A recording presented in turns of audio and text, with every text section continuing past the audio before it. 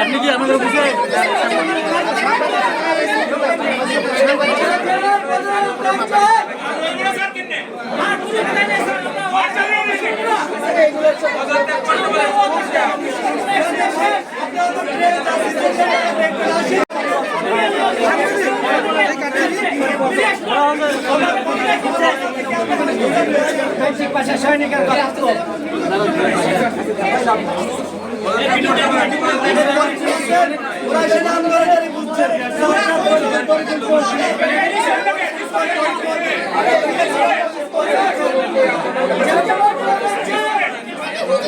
আপনি কি আমাদের অফিসে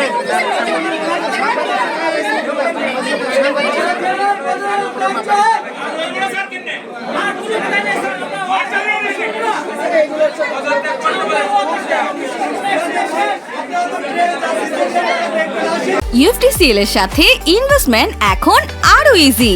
আমাদের নিজস্ব ট্রেডিং অ্যাপ ইউএফটি ফার্স্টে পাচ্ছেন শেয়ার বাজারের সম্পূর্ণ সমাধান, এনলিস্টেড কোম্পানির অ্যানালাইসিস থেকে শুরু করে রিয়েল টাইম আপডেট, সবকিছুই এখন এক প্ল্যাটফর্মে।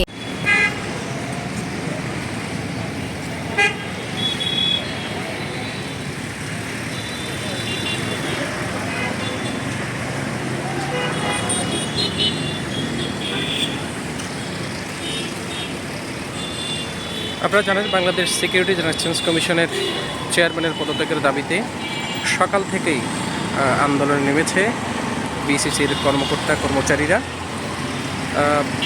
এখন পর্যন্ত চেয়ারম্যানের যে ফ্লোর, ওই ফ্লোরে তারা অবস্থান করছেন এবং তারা তাদের এক দফা দাবি যে চেয়ারম্যানের পদত্যাগ, এর বাইরে আসলে তারা কিছু চিন্তা করতে পারছে না। এই পরিস্থিতিতে ইতিমধ্যে এখানে উপস্থিত হয়েছেন সেনাবাহিনীর কর্মকর্তারা, সেনাবাহিনীর লোকজন ইতিমধ্যে এখানে এসেছেন। তারা গেটের বাহিরে অবস্থান করছেন। তাদের কড়া নির্দেশ, ভিতর থেকে কোনো লোক আসলে বাহির থেকে কোনো লোক ভিতরে ঢুকতে পারবে না, সেই জন্যই তারা বাহিরে তাদেরকেও ভিতরে ঢুকতে দেওয়া হচ্ছে না। বিসিসির চেয়ারম্যান দায়িত্ব নেওয়ার পর থেকেই আসলে এই কর্মকর্তা কর্মচারীদের বিরুদ্ধে একের পর এক সিদ্ধান্ত নিচ্ছে, বিশেষ করে টাস্কফোর্সের মাধ্যমে। তাদের অভিযোগ টাস্কফোর্সের মাধ্যমে তাদেরকে বিভিন্নভাবে হেনস্থা করা হচ্ছে। এই সামগ্রিক বিষয়ে, সামগ্রিক পরিস্থিতি নিয়ে তারা কর্মকর্তা কর্মচারীরা আজকে বিসিসির চেয়ারম্যানের পদত্যাগের দাবিতে বিক্ষোভ করছেন। গতকাল বাংলাদেশ সিকিউরিটি এক্সচেঞ্জ কমিশনের নির্বাহী পরিচালক জনাব সাইফুর রহমানকে বাধ্যতামূলকভাবে অবসরে পাঠানো হয়েছে। এই কমিশন দায়িত্ব নেওয়ার পরেই আসলে শুরুতেই তো তাকে ওএসডি, প্রথমে আর&ডি, পরবর্তীতে তাকে ওএসডি করে রাখে বিভিন্ন দিন, দীর্ঘ 6 মাস, প্রায় 6-7 মাস তাকে ওএসডি করার পরে এখন গতকাল তাকে বাধ্যতামূলক অবসরে পাঠিয়েছে।